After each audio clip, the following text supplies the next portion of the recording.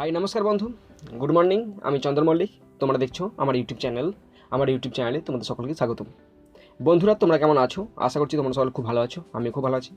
বন্ধুরা, আজকে আমি 10ই ডিসেম্বর কর্মক্ষেত্র থেকে ডব্লিউবিসিএস মেন্স এক্সামের জন্য ইতিহাসের ওপর যে 59টা কোশ্চেন এই সপ্তাহে বেরিয়েছিল, সেই 59টা কোশ্চেনের মধ্যে আজকে আমার 4th পার্ট। তো এর আগে আমরা 3টি পার্ট করেছি। তোমরা যারা 3টি পার্ট দেখোনি বা মিস করে চলে গেছো, দেখো ডেসক্রিপশন বক্সে পার্ট 3টের লিঙ্ক দেওয়া আছে, তোমরা সেখান থেকে পার্ট 3টি দেখে নিতে পারো। বন্ধুরা, আজকের 4th পার্ট, আজকে এই 4 নম্বর পার্টেতে যে 12টি কোশ্চেন তোমার সঙ্গে আমি আলোচনা করতে চলেছি, সেগুলো ভীষণ ইম্পর্টেন্ট, পরীক্ষায় আসার 100% সম্ভাবনা আছে। তো বন্ধুরা, তোমাদের কাছে আমার একটাই রিকোয়েস্ট, তোমরা অবশ্যই শেষ পর্যন্ত মন দিয়ে ভালো করে শুনবে, দেখবে, তবে তোমরা আজকের এই 12টি কোশ্চেন বুঝতে পারবে এবং মনে রাখতে পারবে, পরীক্ষায় অ্যাটেন্ড করে আসতে পারবে। বন্ধুরা, তোমাদের একটা কথা বলে রাখি, আমার উচ্চারণে কিছু সমস্যা আছে। তোমরা যারা দেখো আমার ভিডিওগুলো তারা বুঝতে পারো। তো কোথাও বুঝতে অসুবিধা হলে অবশ্যই কমেন্ট বক্সে কমেন্ট করে জানাবে। আর বলে রাখি, যে কোশ্চেনগুলি আছে সেই কোশ্চেনগুলি আনসারে হয়তো কিছু সমস্যা আছে। তো যদি কোনো আনসারে ফল্ট হয় তো অবশ্যই কমেন্ট বক্সে কমেন্ট করবে, আমি তোমাদের রিপ্লাই দিয়ে সাহায্য করবো। তো চলো দেখে নাও আজকে 4th পার্ট। বন্ধুরা দেখো, আজকে আমাদের পার্ট 4th পার্ট। দেখো 4th পার্টে আমাদের প্রথম কোশ্চেন, 37 কোশ্চেন কী আছে দেখো।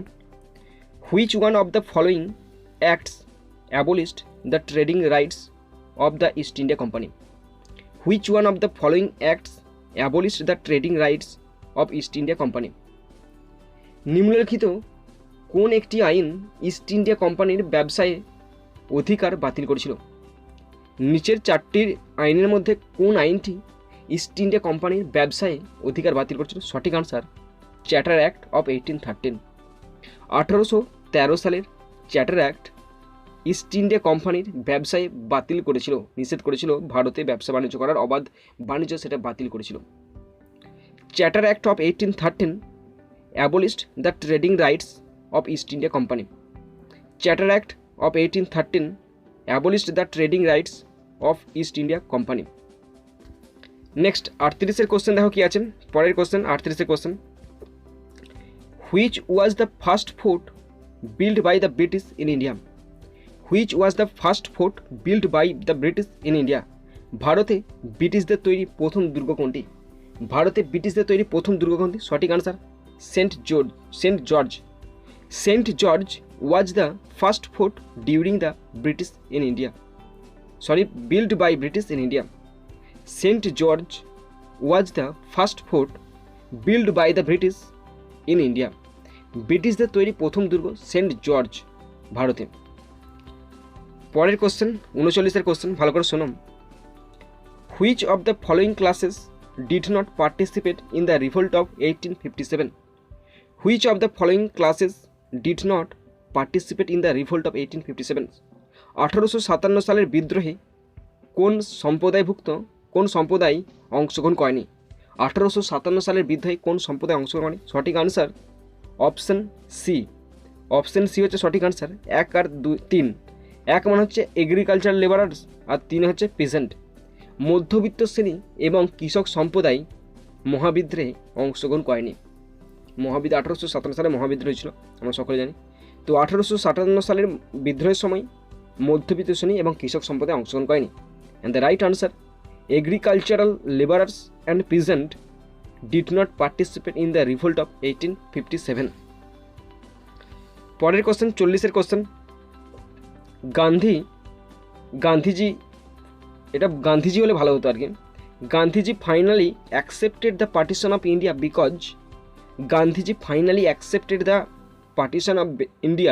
বিকজ গান্ধীজি অবশেষে ভারত ভাগ মেনে নিয়েছিল।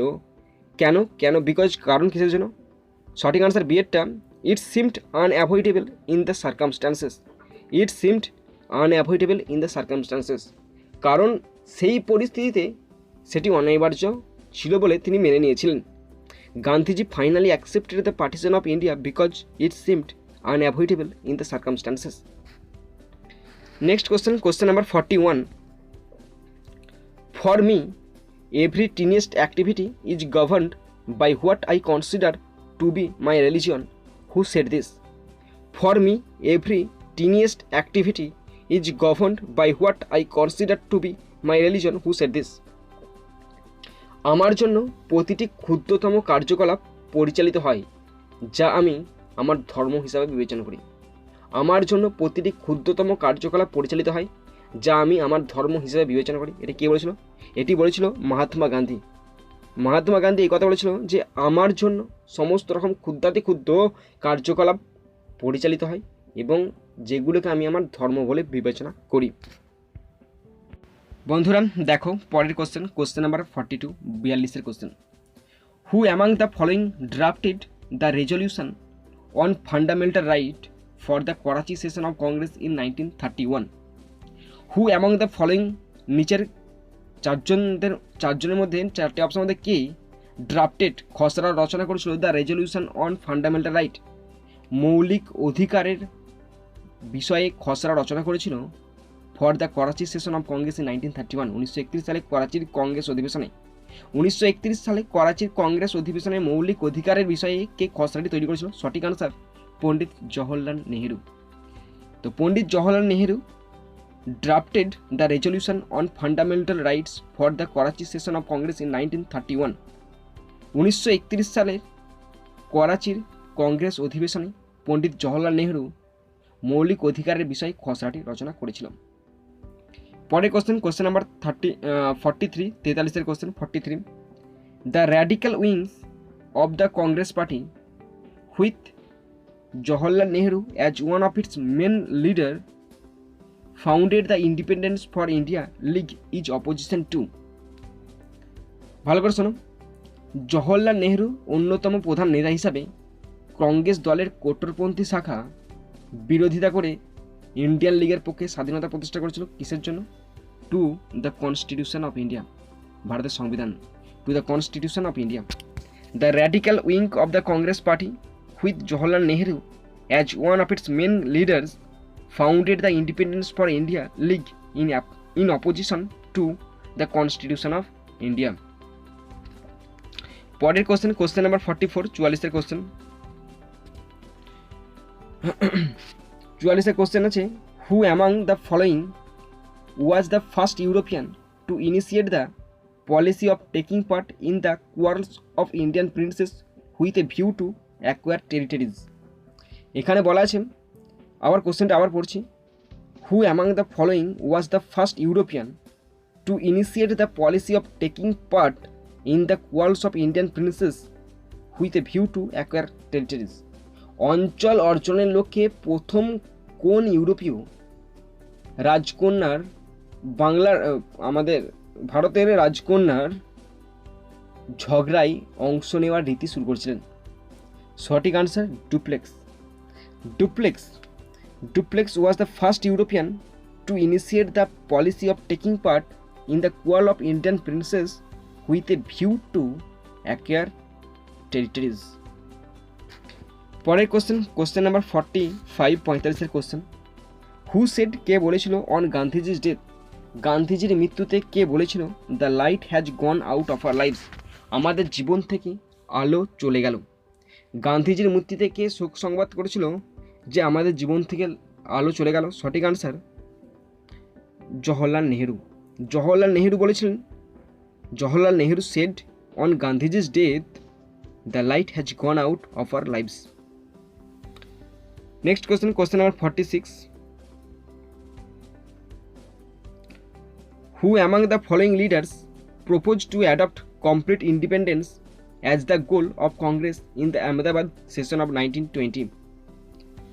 46, 46 কোশ্চেন কি আছে দেখো। 1920 সালে কংগ্রেসের আহমেদাবাদ অধিবেশনে কে পূর্ণ স্বাধীনতা গ্রহণের প্রস্তাব দিয়েছিল? 1920 সালের কংগ্রেসের আহমেদাবাদ অধিবেশনে কে পূর্ণ স্বাধীনতা গ্রহণের প্রস্তাব দিয়েছিল? সঠিক আনসার বিএডটা হাসরত মোহনী এই প্রস্তাবটা দিয়েছিল। কোশ্চেনটা বাংলাটা আবার রিপিট করছি, তার আগে কোশ্চেনটা পড়ছি। Who among the following leaders proposed to adopt complete independence as the goal of the Congress in the Ahmedabad session of 1920? 1920 সালে কংগ্রেসের আহমেদাবাদ অধিবেশনে কে পূর্ণ স্বাধীনতা গ্রহণের প্রস্তাব দিয়েছিল? সঠিক answer Hasrat Mohini. proposed to adopt complete independence as the goal of the Congress in the Ahmedabad session of 1920. বন্ধুরা আমাদের পরের question number 47 47 question. The famous song Raghupati রাঘবা Rajaram was sung during Dandi march by renowned musician. The famous song Raghupati রাঘবা Rajaram was sung during Dandi march by renowned musician and the musician is Digambar Vishnu Paluskar. Digambar Vishnu Paluskar sang the famous song Raghupati Raghav Rajanam during Dandi March by renowned musician. ডান্ডি মার্চের সময় দিগম্বর বিষ্ণু পালুস্কার রঘুপতি রাঘব রাজারাম গানটা গেয়েছিল। আজকে আমাদের part 4 এর শেষ question number 48 48 question. In which year কোন সালে was the act passed to register the birth of all babies in India. কত সালে ভারতে সমস্ত শিশুর জন্ম নিবন্ধনের আইনটি পাস করা হয়েছিল? কি বলা আছে ভালো করে শোনো। ভারতে সমস্ত শিশুর জন্ম নিবন্ধনের জন্য আইনটি কত সালে পাস করা হয়েছিল? সঠিক আনসার এখানে 4টে অপশন দেওয়া আছে বটে, কিন্তু একটাও সঠিক আনসার নয়। সঠিক আনসার 1969 তোমরা লিখে দেখে নাও। এটা আমি ইন্টারনেটে সার্চ করে বলছি তোমাদেরকে। 1969 সালে ভারতে সমস্ত শিশুর জন্ম এবং মৃত্যু যে নিবন্ধ রেজিস্টার্ড, সেই রেজিস্টার আইনটা পাস হয় 1969 সালে। 1969 is the right answer. In 1969 the act was passed to register the birth of all babies in India.